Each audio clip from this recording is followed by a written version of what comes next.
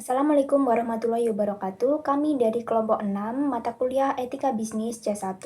Pada kesempatan kali ini, kami akan membahas pelaksanaan Corporate Social Responsibility pada PT Unilever Indonesia Tbk berdasarkan laporan keberlanjutan tahun 2024. Sebelumnya, izinkan kami untuk memperkenalkan diri terlebih dahulu. Saya Vanisa Nuramadani dengan akhiran NIM 073 dan rekan saya. Saya Diana Ristia dengan akhiran NIM 077. Saya Sofia Dimahtu dengan NIM akhir 111. PT Unilever Indonesia Tbk berdiri sejak 1933 sebagai perusahaan barang konsumsi. Selama lebih dari 9 dekade, Unilever tak hanya fokus pada produk dan inovasi, tetapi juga aktif menjalankan program Corporate Social Responsibility di bidang kesehatan, pendidikan, lingkungan, dan sosial untuk menciptakan kehidupan yang lebih baik bagi masyarakat dan lingkungan. Unilever telah hadir di tengah-tengah masyarakat Indonesia selama lebih dari 87 tahun. Unilever memiliki keyakinan yang kuat bahwa bisnis yang baik itu harus memiliki dampak yang positif bagi masyarakat dan juga lingkungan sekitar perusahaan. Seperti yang kita ketahui bahwa Unilever itu memiliki banyak sekali produk yang mungkin kita pakai dalam sehari-hari, mulai dari sabun, sampo, dan juga produk rumah tangga lainnya. Nah, pada beberapa produk di bawah perusahaan Unilever tersebut memiliki program CSR sendiri dengan beberapa kategori yang berbeda. Nah, pada program yang pertama yaitu program Sekolah Sehat, di mana Unilever bekerja sama dengan Kementerian Kesehatan dan juga Kementerian Pendidikan, Kebudayaan, Riset dan Teknologi dengan memberikan edukasi 6 modul kesehatan kepada 400.000 lebih murid sekolah dasar dan juga santri. Kemudian ada juga program Senyum Sehat Indonesia Pepsodent dengan memberikan edukasi kesehatan gigi dan mulut bersama PDGI dan juga Afdogi dengan memberikan manfaat kepada 2 juta anak di Indonesia. Kemudian juga ada konsultasi online yang bertema Tanya Dokter Gigi by Pepsodent, yang mana ini merupakan layanan daring bekerjasama dengan Halodoc untuk menjangkau 140.000 orang. Kemudian juga ada Pepsodent Free AI Teledentistry yang merupakan pemeriksaan gigi online secara gratis untuk membantu 15.000 orang. Lalu juga ada Sekolah Siaga Lifebuoy yang merupakan kampanye cuci tangan pakai sabun dan juga peran dokter kecil untuk menjangkau 1 juta anak di Indonesia.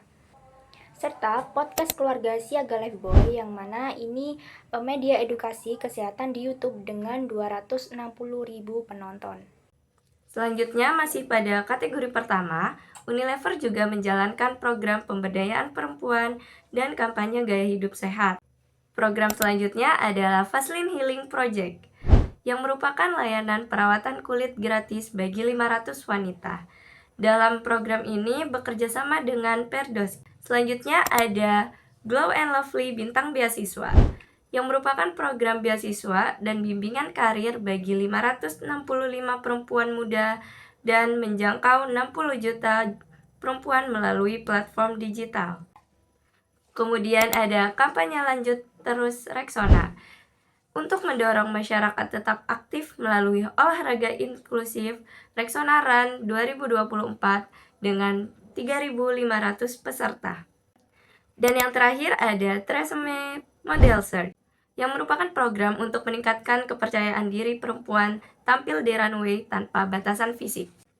Dengan 300 peserta audisi dan 6 diantaranya telah tampil di Jakarta Fashion Week tahun 2025. Pada kategori berikutnya, yaitu menjalin sinergi dengan komunitas muslim, atau Creating Synergy with the Muslim Community. Unilever menjalin kerjasama dengan berbagai lembaga Islam untuk mendukung kebersihan, kesehatan, dan pemberdayaan ekonomi. Di antaranya terdapat 3 program. Yang pertama adalah Gerakan Masjid Bersih, yang merupakan kolaborasi dengan DMI untuk membersihkan masjid raya di Padang, Banjarmasin, Bandung, dan Banda Aceh. Penerimaan manfaat lebih dari 150.000 relawan dan 220.000 masjid. Selanjutnya yang kedua terdapat program Pesantren Sehat Hijau Berdaya, yang merupakan kolaborasi dengan Kementerian Agama RI untuk fokus pada kebersihan, gizi, dan lingkungan. Program ini telah menjangkau lebih dari 2.000 pesantren dan 1 juta santri. Dan yang terakhir terdapat program kerjasama dengan Basnas, Lazis NU, Lazis MU, dan Muhammadiyah. Program ini mencakup zakat, sedekah, kewirausahaan, serta pemberdayaan ekonomi masyarakat. Lalu yang kedua, kita akan membahas mengenai hubungan antara pelaksanaan CSR dengan etika bisnis. Nah, bentuk pelaksanaan CSR yang dilakukan Unilever memiliki hubungan yang erat dengan prinsip-prinsip etika bisnis. Pada kategori yang pertama, yaitu mendukung kesejahteraan dan kesehatan masyarakat. Perusahaan menerapkan etika bisnis berbasis tanggung jawab sosial. Unilever tidak hanya mengejar keuntungan, tetapi juga berkomitmen meningkatkan kualitas hidup masyarakat. Prinsip yang pertama, yaitu kemanusiaan dan kepedulian sosial, itu bisa dilihat dari program kesehatan masyarakat yang memberi manfaat luas. Yang kedua, itu ada nilai keadilan dan inklusivitas tercermin dari kampanye beasiswa dan kesetaraan bagi perempuan. Lalu yang ketiga, ada transparansi dijalankan melalui edukasi produk dan promosi berbasis fakta ilmiah. Lalu yang keempat, ada tanggung jawab moral. Ini diperlihatkan lewat akses kesehatan digital yang inklusif. Sedangkan pada kategori kedua, yaitu menjalin sinergi dengan komunitas muslim. Unilever ini mengedepankan etika religius, lingkungan, dan sosial. Yang pertama ada gerakan masjid bersih, mencerminkan etika religius dan penghormatan terhadap nilai kebersihan dalam Islam. Yang kedua, ada program pesantren sehat hijau berdaya, menunjukkan etika lingkungan dan keberlanjutan.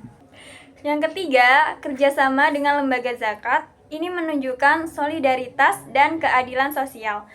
Lalu yang keempat, ada sertifikasi halal produk, di mana ini mencerminkan tanggung jawab Unilever dan integritas bisnisnya.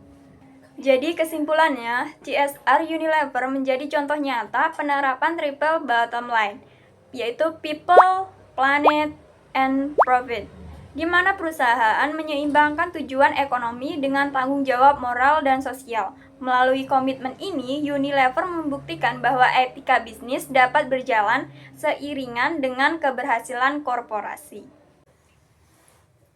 Itulah program CSR dari PT Unilever Indonesia Tbk yang dapat kami sampaikan. Kurang lebihnya mohon maaf, kami akhiri. Wassalamualaikum warahmatullahi wabarakatuh.